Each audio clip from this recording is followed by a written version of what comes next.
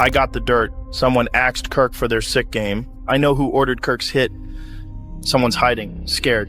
When the man who built his empire on fearless speech suddenly goes quiet for good, people can't help but question what really happened. The official story never tells everything, but when Joe Rogan, known for speaking his mind without fear, steps up to the mic and says something that points fingers, the whole internet shakes. In a 3-hour episode that hit the web like a shockwave, Rogan didn't trade in gossip. He brought receipts. He laid out timelines, messages, and financial details that sent chills through everyone listening. For the first time since Charlie Kirk's passing, the story that Erika Kirk has been standing behind, dressed in black, holding back tears, started to crumble before everyone's eyes. This doesn't look like grief anymore. It looks like a show. And Rogan just yelled, "Cut." The episode dropped out of nowhere. No guests, no ads, no warning. Just Rogan, his coffee, and a pile of screenshots that turned his studio into something straight out of a thriller. He started calm, voice steady, talking about how much he respected Charlie, how they'd shared cigars after events, how Charlie once confided, "If anything ever happens to me, don't let them turn it into a circus." Then Rogan leaned forward, eyes cold, and delivered the line that's now been replayed nearly 90 million times. In 48 hours, they turned it into a circus. And the one leading the show was the woman who shared his bed that night. Rogan didn't just toss accusations around. He broke it down like a full investigation. Erika Kirk's out here pretending she's some truth teller. Nah, man, she's full of straight up.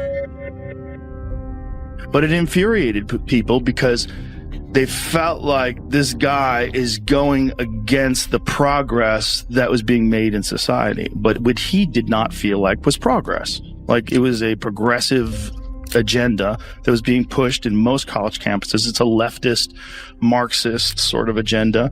He didn't feel like that was the correct way to live, and he felt like he had arguments against it, and he wanted, and it was, it's a business too, right? Like he developed this big social media. First came the timeline. Charlie's passing happened on a night when Erika was supposedly away at a donor event in Nashville, but Rogan claimed he got private jet records showing her plane landing back in Arizona just before midnight, hours before Charlie's reported time of passing. Then came the part that sent chills: the cameras. Rogan said the security system at the Kirk home went offline for maintenance between 11:30 p.m. and 4 a.m., the same system that hadn't failed once in 6 years. He even played audio from a former security contractor who confirmed those cameras had a backup generator that somehow failed too that night. Coincidence? People online didn't think so. Then Rogan went deeper, straight into the money trail. He showed censored bank records that, according to him, came from trusted sources. They allegedly showed nearly $5 million moved from a joint account into an offshore company just 9 days before Charlie's passing. The company was reportedly tied to one of Erika's longtime college friends. Rogan's voice cracked when he said, "That's not a savings account. That looks like a payout." But the real punch came around 2 hours in when Rogan revealed text messages allegedly from Charlie's phone before it was wiped. In them, Charlie confronted Erika about a rumored affair with a high-ranking board member, someone Rogan didn't name but hinted at strongly. The final text Charlie ever sent timestamped just after 100A. Platform because of it, and I don't, like I said, I don't agree. I don't think some of the things he said he should have said, but the fact that people were cheering when normal people, housewives, moms, like people working at banks, people working at various industries, celebrating a man getting in front of his kids, in the front of the whole world. That's like, evil. What the is wrong with us? Would soon fuel the entire internet's obsession. Within hours, social media exploded with theories. Old clips resurfaced. Erika crying at the funeral but never looking toward the casket. Then came her first interview where she said, "Charlie would want us to move forward," while wearing a diamond necklace reportedly worth hundreds of thousands, bought just weeks after the funeral. Rogan played that interview next to an old clip of Charlie joking, "If something ever happens to me, Erika gets everything. That's why I never eat her cooking without a taster." The audience laughed back then, but nobody's laughing now. And just when people thought it couldn't get wilder, Rogan started talking about the life insurance policy. $35 million. That was the life insurance amount with double payout if the passing was ruled accidental. The sole beneficiary, Erika Kirk, the medical examiner's preliminary finding was labeled undetermined, pending more toxicology work. But Rogan claimed his sources inside Phoenix PD told him the full report had been delayed after outside pressure from powerful connections. Then came the moment that made jaws drop. Rogan played an alleged voicemail left for a detective by an unnamed executive saying the case needed to be wrapped up as natural causes. That detective reportedly resigned 2 days later. And just when things couldn't get hotter, Candace Owens jumped into the chaos less than half an hour after the episode aired. She posted a fiery 30-second clip from her car, eyes blazing. saying she'd been warning everyone for months. The snake wasn't outside the garden. Then she went live for 2 hours in a stream that shattered YouTube viewership records. She laid out her own claims that Erika had allegedly erased files, changed account details, and met with that same board member at a Scottsdale hotel just days before Charlie's passing. Security footage from that night reportedly showed them arguing in the garage, the board member storming off while Erika stayed behind, talking on the phone for nearly an hour. Cell data, according to Owens, linked that call to an unregistered number traced offshore. Rogan didn't shy away from the hard question, motive. He said this wasn't about heartbreak, it was about power. Charlie had reportedly been preparing to clean house at the organization, removing donors and staff he suspected were exploiting their influence. Erika Rogan claimed knew the list existed, and she knew her name was on it not for personal issues, but for allegedly redirecting funds to a barely active nonprofit in her name. Rogan said Charlie was about to expose everything and then he was gone. Then came the part that stunned everyone. Rogan claimed a household employee came forward saying Erika once asked them to buy a specific type of sleeping medication, the same kind later found in Charlie's system in massive amounts. The staffer said they refused, and 2 weeks later they were fired over a lost watch. That same watch was reportedly found in their car later during a random police stop. The charges dropped, but the warning was clear. Rogan didn't end with anger. He ended with heartbreak. He said he'd met Erika many times, calling her smart, driven, and ruthless in the sharpest way. But then came his final words. Power changes people, and when you marry someone like Charlie Kirk, you either rise with him or you break him. As of this morning, reports claim Erika has vanished from social media. Her home is gated tight, security doubled, and reporters stationed outside say even guards won't confirm she's inside. Meanwhile, the Maricopa County Sheriff's Office has quietly reopened the case, this time labeling it a suspicious passing. And just like that, Joe Rogan, the guy who once just wanted to talk about elk meat and wild theories, has become one of the most powerful voices in America. Because when Joe Rogan says something shocking, half the country listens instantly, and the other half can't stop wondering why Erika Kirk has stayed completely silent. People are buzzing everywhere. And now the question isn't what happened, it's why hasn't she said anything? What's she hiding? Or is she just waiting for the storm to pass? The silence speaks louder than any statement right now. In the high-stakes world of politics and power, where loyalty means everything and betrayal cuts the deepest, one voice has completely shattered the calm, and that voice belongs to Candace Owens. Her words hit like thunder through the halls of Turning Point USA and beyond. Once a close ally in the conservative movement, she's now dropped a revelation so explosive that it's threatening to blow apart everything people thought they knew about Charlie Kirk's story. Owens claimed that Erika, the widow who seamlessly stepped into Charlie's role as CEO, didn't just suspect something dark was happening around Charlie's final days. She knew.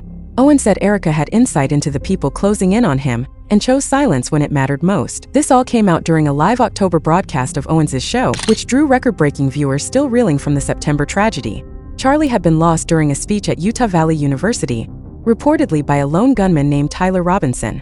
Authorities said the case was closed, tributes poured in, and the story seemed over. But Owens wasn't letting it rest. She opened her broadcast with an icy calm, saying, "I've held back long enough." Her voice trembled like someone who'd seen something they could never unsee. Then came the chilling part. She said Charlie came to her in a dream, crystal clear, warning her with one word: betrayed. In that vision, he pointed toward the ones closest to him.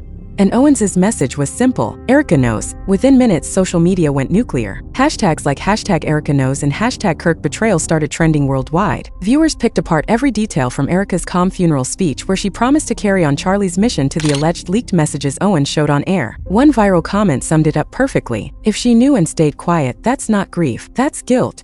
But Owens didn't stop at accusations. She fired back hard, saying, "The truth isn't buried with Charlie. It's walking around in a suit, running his empire like nothing happened." That line alone sent chills down everyone's spine. And this wasn't Owens' first strike either. She had already been stirring the pot weeks earlier, digging through the FBI's timeline and calling it a cover-up full of holes. She was naming names and daring the world to question everything they thought they knew. Tyler Robinson, the man authorities said was behind the attack, was caught at the scene with a rambling note full of rage toward conservative figures. But Candace Owens argued he wasn't acting alone. In a fiery follow-up stream, she claimed sources had pointed out odd gaps in the footage, irregular arrest logs, and how he was suddenly labeled as unstable right after being taken in. To her, it smelled like a cover-up, a cleanup job wrapped in official paperwork. And beneath all that chaos, Owens suggested the real danger was coming from inside Turning Point USA itself. She brought up whispers of internal power struggles and donor influence, saying that certain figures had allegedly pressured Charlie in private meetings to toe a strict line politically or risk losing major support.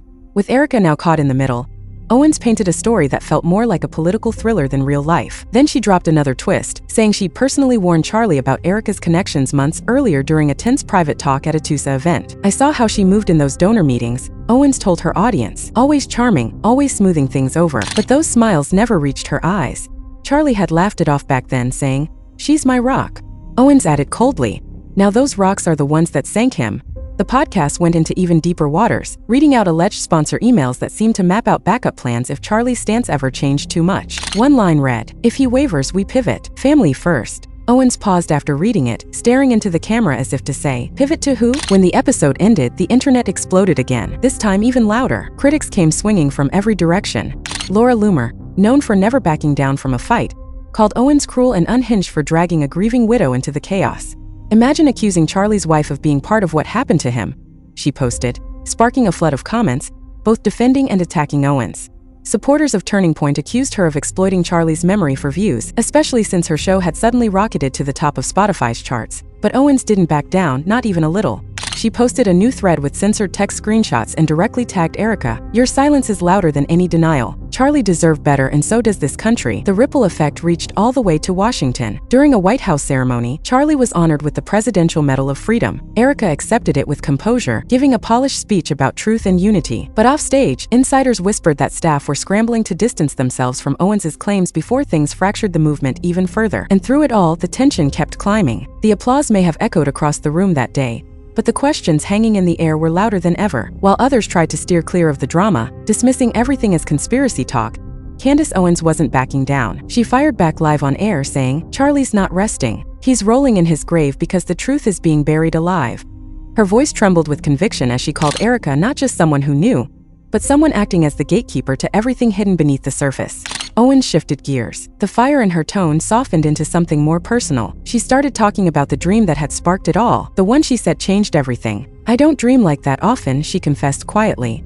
"The last time was when I was pregnant, and that intuition saved lives." One viral edit even synced Charlie's final speech with Owens's dream, and then the chaos left the internet and hit the streets. Protesters gathered outside TPUSA headquarters in Phoenix. On one side, Owens supporters demanded Erika's resignation. On the other, mourners held photos of Charlie with signs reading, "Let him rest." Finally, Erika broke her silence kind of. She released a short statement through the organization's account.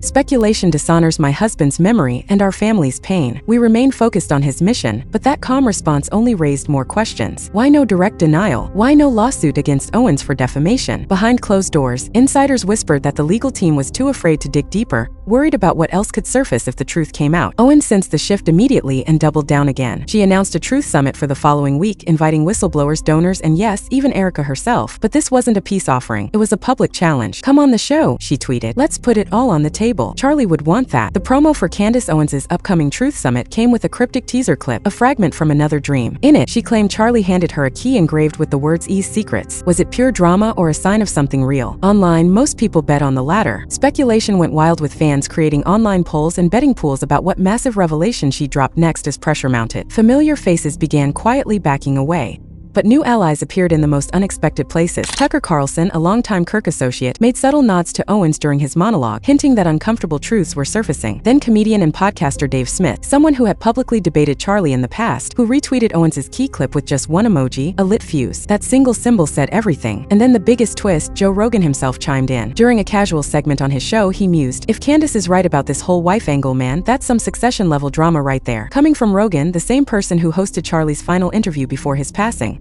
That comment carried serious weight. Suddenly, even the skeptics started paying attention. Meanwhile, inside Erika's world, things were reportedly getting tense. Sources whispered about late-night board meetings where her leadership was being dissected line by line. Donors who had quietly distanced themselves after the tragedy were now returning, but not without conditions. Owens claimed those donors were given private assurances, payments even to stay loyal and keep quiet. Then she dropped another digital grenade, an alleged email chain with names blacked out, showing six-figure stability funds wired to the organization just one day after Charlie's funeral. Owens called it blood money, vowing to trace every cent.